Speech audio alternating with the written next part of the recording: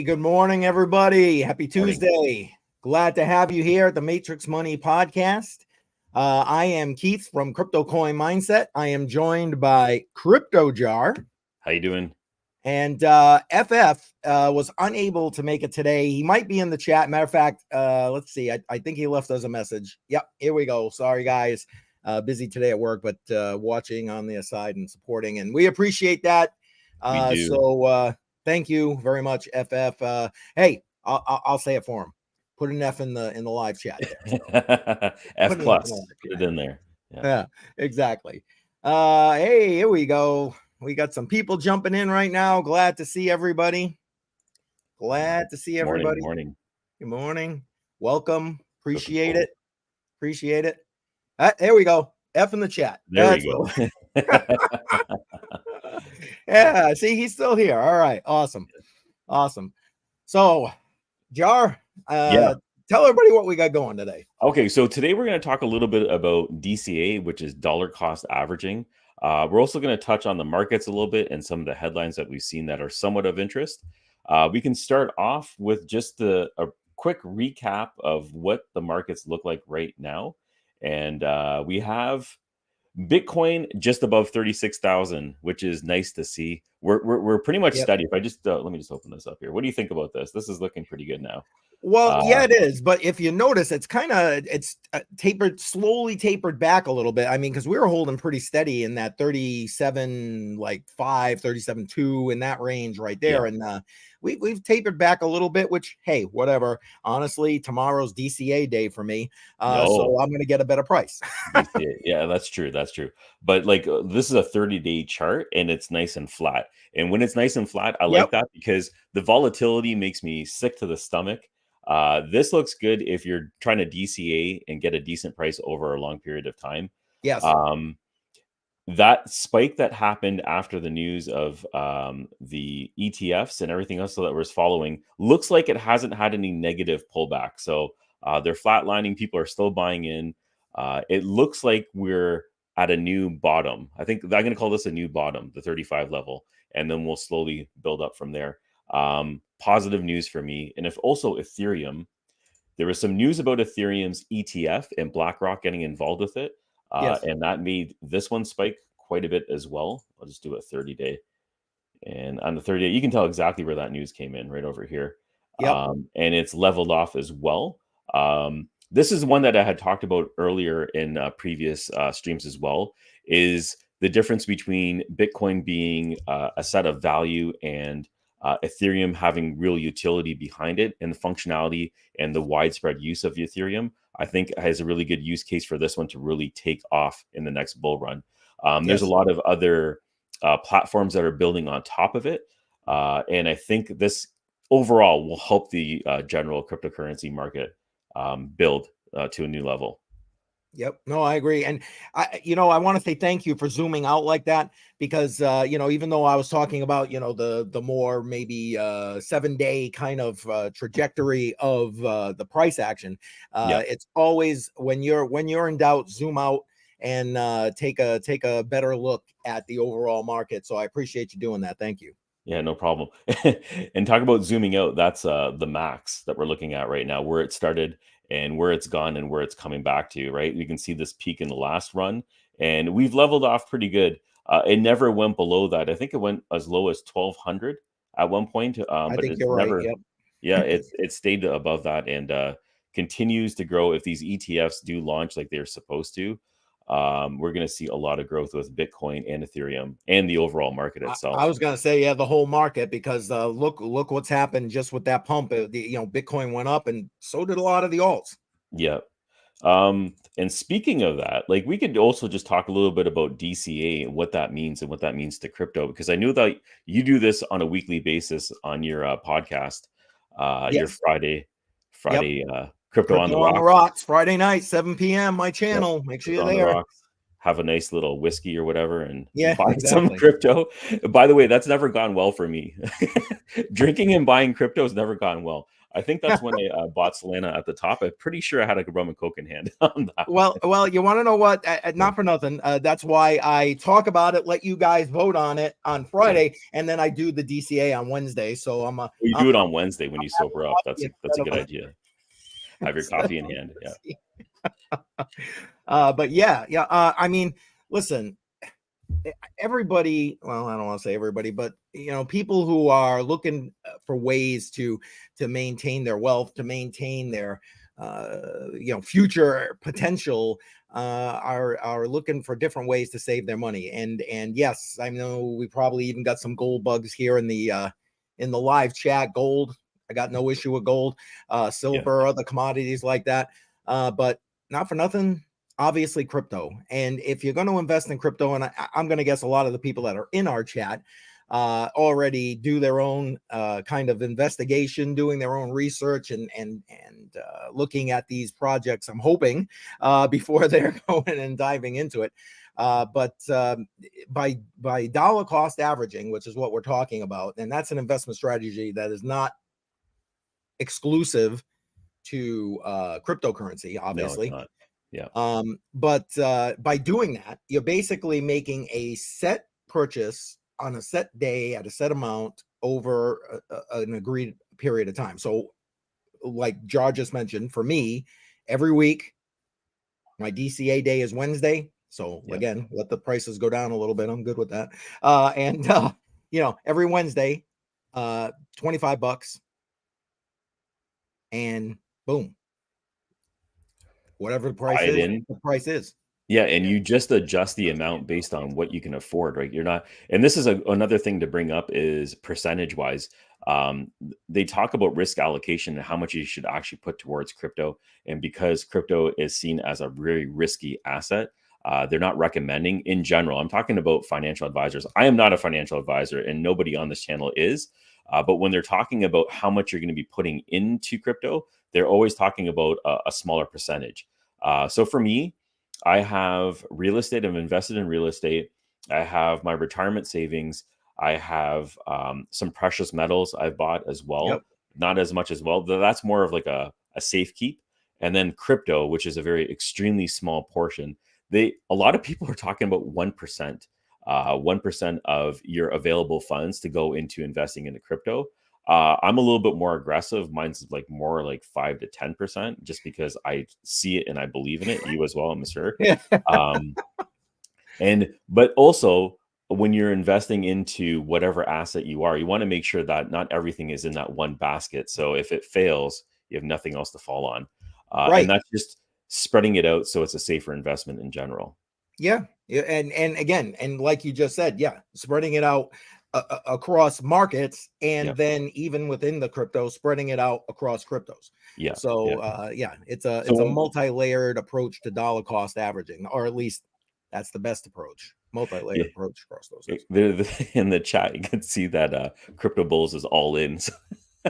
Yeah, I'm all in. Yeah. Hey, I get it. I can't publicly say how much I'm actually putting in, but it's definitely more than what's recommended. But and you're right. Most financial, although here's the thing, I think that with the change in the tide and the change in the attitude with regard to cryptocurrency as a whole, Bitcoin in particular, I think that those numbers are gonna start to go up.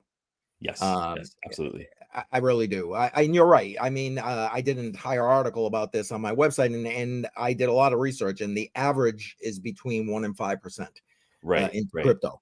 So it's like those are conservative amounts, right? And that's just to make sure. And I totally get why they're saying 1% to 5%. You really do not want to. If you just take a look at the charts that we were just talking about, the volatility just speaks for itself. There is no consistently growing uptrend. It's just up, down, slowly trending up. But it's just not a lot of people can stomach the ups and downs of crypto, right? Well, especially like the 85% drawback, right? Yeah. Exactly. Like when I take a look at, I don't know, some like Amazon or whatever, if I take a look at those charts, a 10% hit is a huge hit in that financial sector. Whereas a 10% hit on a crypto in one day is normal, right? It can go up and down 10 to 20%. Anything can happen in one day. You So know, for a cryptocurrency to go down 60-70%, that's considered in this sector a hard hit, right? yeah, So yeah, right, exactly. yeah, Yeah, you get that like $1,000 move, and or at least I do. And so like, yeah, okay. yeah, yeah. You don't even phase you. Well, we got FFs here. You're only at 5%. Yikes! I'm in so deep. True investments not included in the house. I think I'm probably about. Wow. There you go. There you go. And He doesn't I have a might be. house invested. So I might be deep. Yeah. I mean, don't get me wrong. Like I said, I got other stuff, but yeah, yeah, no real estate. I actually just sold some. But the gold, I'm all about the gold adding in with this, and having a little bit in the stock market, believe it or not, because there are some things in the stock market in particular. Even with that, I focus on the crypto stuff. So stuff like Coinbase, stuff like mining stocks.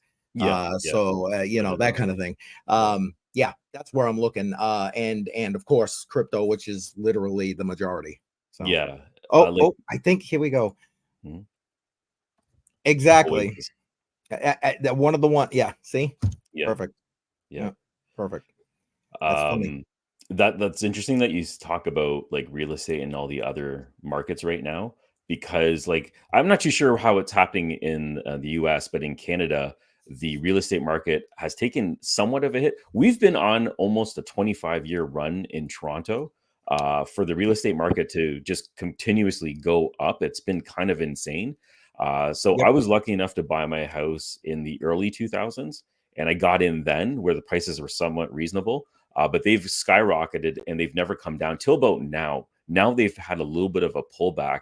Yep. So I'm kind of on the fence. Do I pick up like a real estate income property, or do I put a little bit more in crypto, or do I, split it up a bit? Because you're just trying to level things out right in my portfolio and make sure that you make something for the long run. So I'm starting to lean towards crypto a little bit more, because with these ETFs and everything else that's coming out, it just shows that the sentiment in broad is actually jumping into Yeah, the much better. market. Yeah, Yeah, much yeah, better than it used to be. yeah, Absolutely. Um, One of the things that worry me yeah, why it's shying back away from the real estate market. I mean, interest rates. I'm assuming your interest rates are similar in yeah. Canada to what we have here, and like, holy crap, man, that's Insane. that's like a huge hit to pay on a mortgage. Yeah, You know, yeah, it is. Yeah. it's like, And when so we do it in 3 and 5 year terms here. So there's a renewal cycle that happens every 3 to 5 years. So that end of the last 3 year cycle is coming up. They're saying 2024. So we're going mhm. to see some crazy volatility in real estate, because everyone's going to be renewing at a higher interest rate, and Wow, they may not be able to afford this new yeah, 6, 7, 8, 9, 10%, whatever we're going to be going into right now. yep. So lots of houses apparently are supposed to hit the market. I'm not really sure what's going to happen with that, because there is so few houses. The demand is there, and there's not enough properties out in the GTA. I can speak about Toronto's area specifically. That there's pent up demand still. So if that price drops, they're just going to be jumping on it again, sending it Right. through the roof, and then I don't know. The cycle to me seems like it's going to happen all over again. That's unique. You said the renewal cycle. That's unique to me. I was unaware of that. Is that something that's mandatory? You have to do that, or is there a way Yes, to like opt out of that? I'm pretty sure the rules here are different, where it is I know in the US, if you set it for 30 years, that's your term, the 30-year Yes. term, but we Yes. have renewal cycles where it happens every 3 to 5 years, depending on what you've selected, and then you renew at the interest rate of that Of period of that time that you're time. in. Yeah, Yeah. sure. Yeah. Some people will do it a little I bit didn't know if there earlier. was a way to opt out. Not that I'm aware of. Like once you have to renew, you have to renew. Some people do it a little bit earlier, or refinance earlier, just to take advantage of the rate at that time. Sure. But I don't Sure. see the rates changing much over the next couple of years. Man, Maybe taper down a little bit, but nothing significant. that's crazy. You could get so kneecapped in the real estate market by Yes. that renewal clause. Oh my goodness. Yeah, and that's going to be coming up soon too. So we'll see what happens. We'll see what happens. It's going Oh to my be God. honestly for people who've overstepped, they're going to get hit pretty hard on this one. Um, I gotta Wow. say, overall, stress testing seems to be a good rule that we have. where if you don't qualify for these stress tests that says you cannot afford the loan, they just reject you and you don't get the loan. That safeguards a lot of people. But rent has also gone up. So it Oh, kept hell people yeah. in a very awkward position, and they have to leave the city to rent to just afford to live somewhere. Right. I know we're getting a little bit off topic, but that's Yeah. just the temperature over here in the GTA.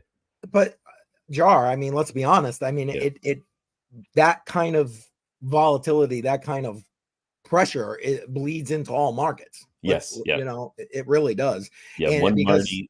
Yeah. The money from one market will feed another market, and yeah, it just jumps around like that. yeah, Absolutely. it just is. I mean, so it makes sense to me, and that's why I don't mind. It makes sense to me to be there and have that conversation because I think people need a full picture.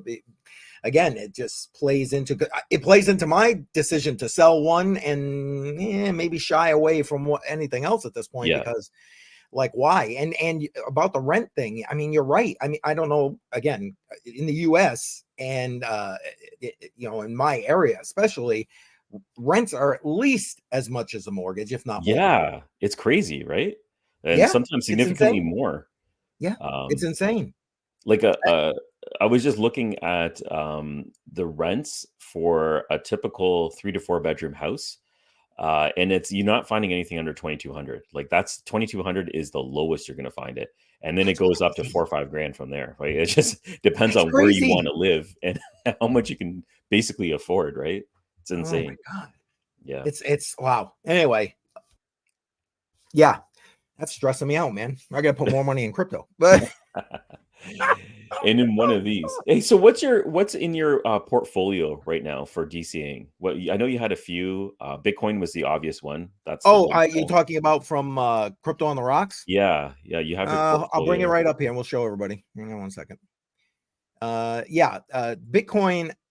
Basically, again, what I'm doing on Crypto on the Rocks is I'm trying to show you that for as little as $25 a week, you can DCA into crypto and put yourself in a good position. So I let everybody on a earlier Crypto on the Rocks decide what we were going to DCA into. The Bitcoin is a given.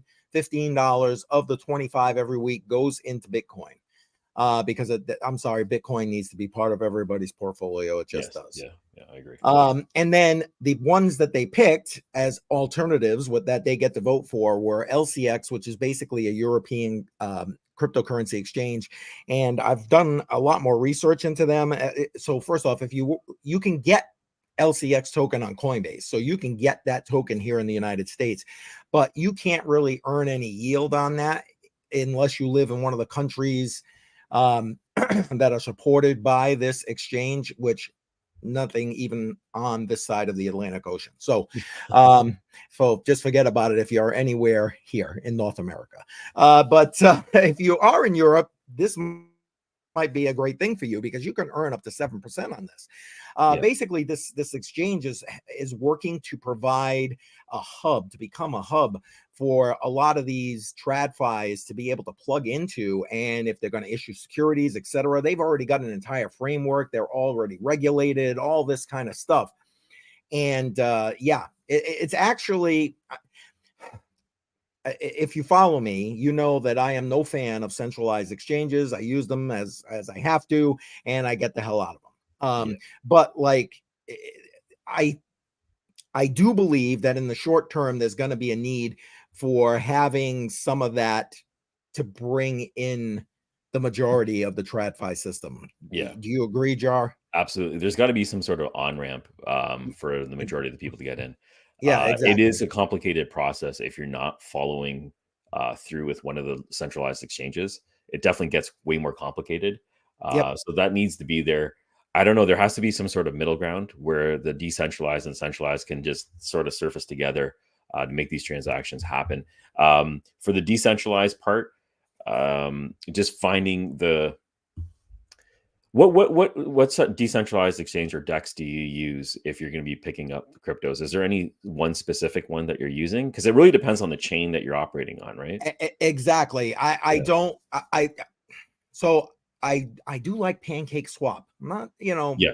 BNB Smart Chain, but I like Pancake Swap. I really, really do. They're relatively easy to use, good interface. The fees are low, and the liquidity is pretty good. But again, like you said, it depends what chain you're operating on. Yeah. So Uniswap is another one that I've used a lot of. what is it? I missed that. Uniswap. Uniswap. Yeah. Uniswap, yeah. Yeah. I agree. I've used them. I'm not a fan, to be honest, but I understand. Are you bringing that up right now? I'm just trying to see if I can find the exchanges. Yeah, so decentralized exchanges. There we go. Yeah, and there you go. So Uniswap is what the top one right now, and then you Yeah. got PancakeSwap that you talked. Jupiter's over here, and then you have Thor, Curve. Curve, a lot of people are using this. And oh, I forgot about QuickSwap. QuickSwap had some security issues. I believe they've overcome that now. QuickSwap is used, I believe, for Ethereum and Polygon, if I'm right. I'm not sure. But that's been very useful. When I've bought things like Demo and other ones that are on the Polygon chain, I've used Uniswap, and it's very fast. Again, liquidity is always a big deal. You want to make sure there's enough liquidity available to get the price that you want to get. And that makes, that's the other part that makes DCA a little bit more difficult when you're using a decentralized exchange. It really depends on liquidity at that moment. Yes. Where when you're using a centralized exchange, it's a centralized exchange, but there's a little bit less volatility. You're pretty much going to get the price that you're looking at. And there's less of these heaps and jumps. Yep. Yeah. You, as you were scrolling through there, you were talking about ThorSwap, and that honestly is where I'm starting to lean to for these. And hopefully for those who follow my channel, I'll be putting out a couple of videos about them soon. I'm actually working on a different video right now, but hopefully within the next couple of weeks, you'll see something about that, because honestly, yeah, I like the Thorchain protocols. I really do. I know they had a little bit of controversy with supposedly being more centralized, or one section of it. The problem, people didn't separate the gateway to Thorchain from the chain itself. The chain itself is completely like decentralized, but some of the help me, on-ramps, some of the on-ramps to get into it are a little more centralized, and that's where some of the FUD came from. But also, honestly, how can you prevent that, right? When you're trying to on-ramp from fiat to crypto, there's going to be centralization involved. I don't. At some point, at some point, it's coming from a centralized currency, which is fiat, to a decentralized one, which is going to be crypto. There's going to be an on-ramp. There's going to be a conflict there. It's just what do you do after it's been on-ramped, right? So right. And yeah, can you access it? Is it worth it? That kind of thing. Completely. So, for those who follow me, watch for that. Oh, wait, here we go. Yeah, exactly. And that's what I like about it. I'll put it out real quick. Yeah. I was working on a video to show people, and I still am, and it will be coming out, how to stake their Hedera, their HBAR, and earn some rewards. And I wanted to use this particular company that builds on HBAR called Yamgo, because they were offering additional things as bonuses for staking with them. And I thought, well, why not? Support the network, plus earn some extra stuff. And as I started going in to record that video, I use Brave browser. I don't know about you. Yeah, I use Brave browser because I like it. Privacy first. And the first thing it did was pop up like, oh, you got to stop your ad blockers and da da da. All right, fine. I said, all right, I know Brave breaks a bunch of sites. I get it. So I shut that down. And then I kept getting error message after error message after error message. And I'm like, what the hell's the problem here? And I finally contacted support. A day later, they got back to me, which whatever. But they're like, you're going back, well, you shouldn't be having this problem. And then they're like, well, are you using a VPN? Shut your VPN off. And I'm like, absolutely not. So I messaged them. I'm like, so what you're telling me is I can't use a VPN with your service. Well, only for the registration. Maybe you can use it later. Well, that defeats the purpose completely. No, I'm not trying to not tell you, because honestly, most of the time when I use set my VPN, I set it for a VPN that's not far from me, so it's still geographically somewhere, Yeah. in my area, Yeah. on purpose. I'm not trying to tell you I'm in, Australia or something like that when Yeah. I'm in the United States. That's not the deal. Yeah. But like, I want to protect my data. I'm trying to protect my data. So yeah, that basically turned me off to them, and I found another way. So that's what I'm working on here. Hang on one second. What do we got here? FF. Thorchain must be good because I've used it, and I'd be yeah. Well, yeah, he's not wrong. That's Yeah. true. That was another part of the FUD about which is what caused some of the that centralization on one of those on ramps. Okay, Yes. I had no idea about this. That's funny though that they Yeah. used it for this. That's literally what caused it. Yeah. Yeah. Okay. That's awesome. Thanks, FF. Appreciate that input. And he would know. I mean, he deals with this stuff He's every the day. So. financial or sort of security expert. Yes. Yeah. So anyway, I know we kind of got all over the place here a little bit, but Yeah. See, there you go. There you go. I don't know. What do you? I mean, I think we've kind of labeled it out for them, and I think they all know because we got a bunch of people here that follow all of us, so Yeah. they all know where we stand about crypto and investing. What do you think there, Jar? Oh yeah, no, I think that's good. Like DCA is definitely the way to go when you're trying to invest in it. I was just going to bring up one article right now, just because it's about Oh yeah, regulation.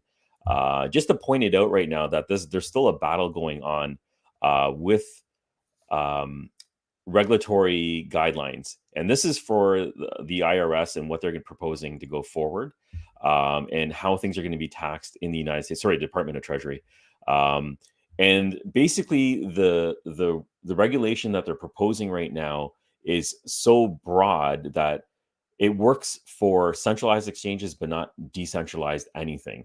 And that's what they're arguing right now. So these rules, if implemented, can be enforced only by centralized exchanges, and it's actually absolutely impossible for decentralized wallets or exchanges to follow a lot of these rules about transactions, where they're coming from, point A to point B, and how they're being tracked.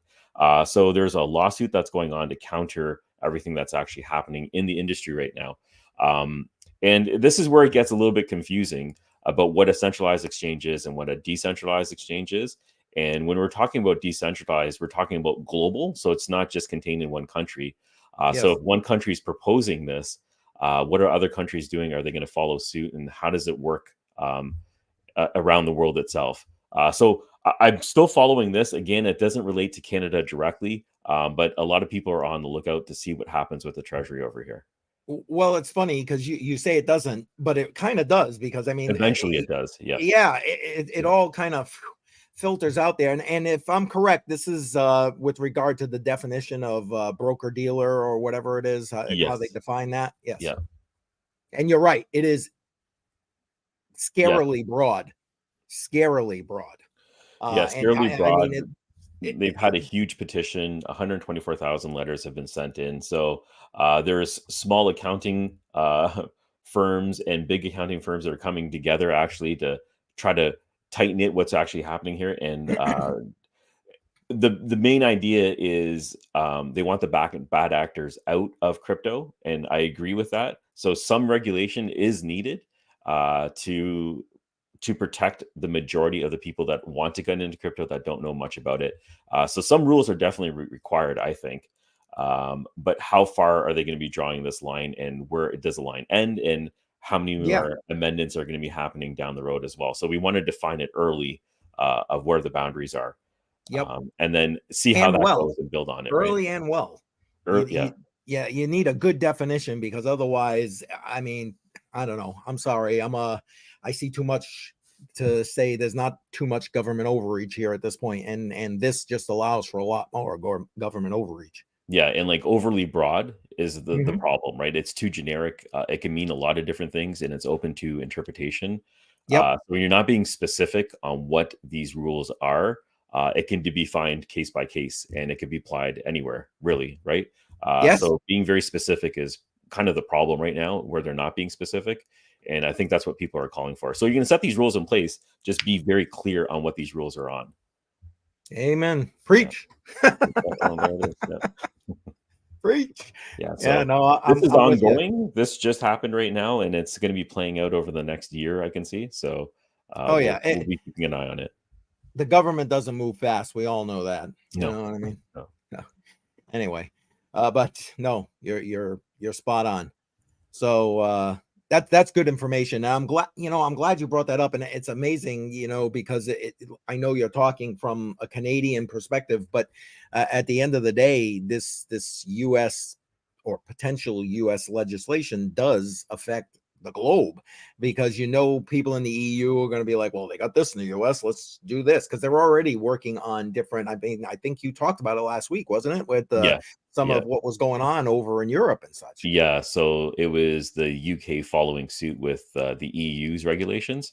Yeah, And it looks like they're mimicking a lot of those rules that were set in place. I kept saying UK, but it was actually the UK following the EU. So I think it's called MiCA, and trying to propose similar rules in state. yep. Yeah, so I'll be following that. I know we're almost at the half hour, or we are at the half hour mark. What are you doing this week with your channel right now? Anything going on? Well, honestly, yesterday I ended up not live streaming. I had a family emergency, had to take care of that. So there was Oh, no live stream yesterday. So for anybody who was looking for me, I'm sorry. I didn't even have time to send it out and say no live stream today. But tomorrow I'll be live 10 a.m. on my channel.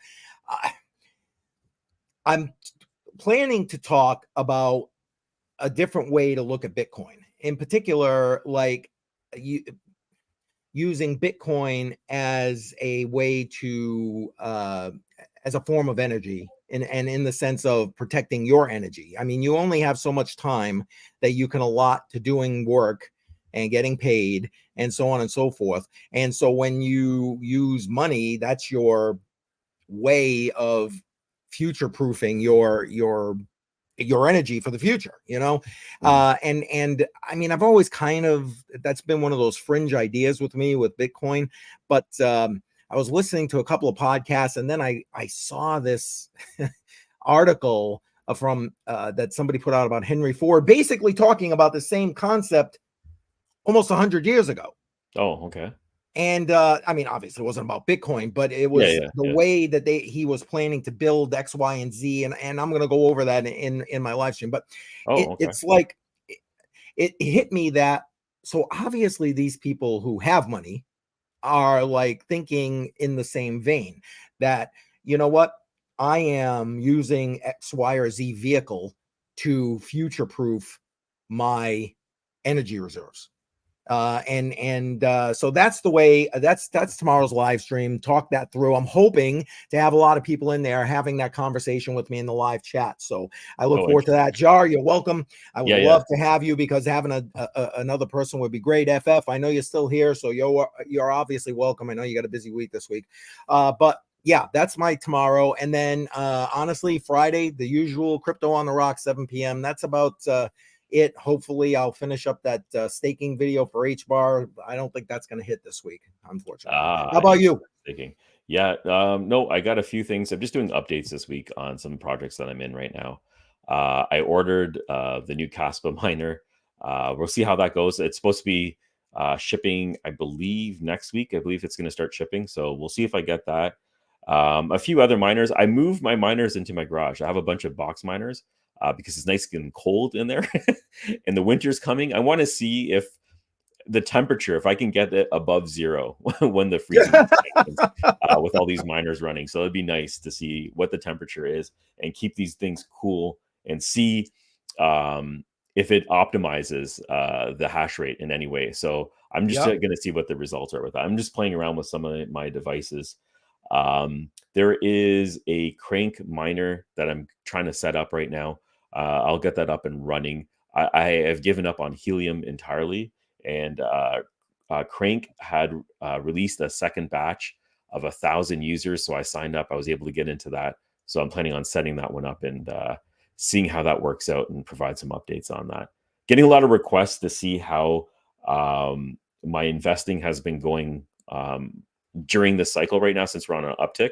Yeah. So I'm planning on doing an update as well, just to see where I'm at with my monthly passive income from all these projects. It's not looking too bad, but I'll be doing an update on that. It's funny when you put out that video, because I watched the video with, where you were showing the garage. I'm thinking to Yeah. myself, I'd be interested to see how warm you can make that place this Yeah. this winter. So I'm looking forward to that, to be Yeah, honest. we'll see what the temperature is in there. They're box Yeah. miners, so they're not the beasts, they're the little ones, but they still put out quite a bit of They heat. put out heat though. I mean, Yeah, those yeah, things put there's out some 6 of heat. them. No, 5 or 6 of them I have running in there, so, we'll see, we'll see. It's Are still you we're planning to right add about. any more to that? Pardon me? Are you planning to add any more to the garage? I'm gonna stuff in as much power consumption as there's a limit of how much power consumption that garage outlet will take. Gotcha. So I'm gonna just keep plugging in devices till it shuts off, and So it's like pop. okay, that's the line. So we'll see how that goes. Oh, that's funny. I love it. I love it. Yeah, That's awesome. That's awesome. awesome. All So yeah, it right. was Well, great chat. Great to see you. Let's yeah, do this same again here. next Same week. here. And guys, FF does a live stream on Sunday nights at 10, if I remember correctly. So make sure that you're tuning Yeah. in for him. Links to all of our channels in the description of this live stream below. And yeah, so make sure you're going heading over to those as well. Here we go. Yes, exactly. You know, we're all waiting to see what happens to Jar in his garage. Yeah. All right. Awesome. Thanks a lot for having me. Yeah. No. Awesome podcast. We'll see you guys next week. Yep. Don't forget to Take like and care. subscribe. Later. Take care. Bye.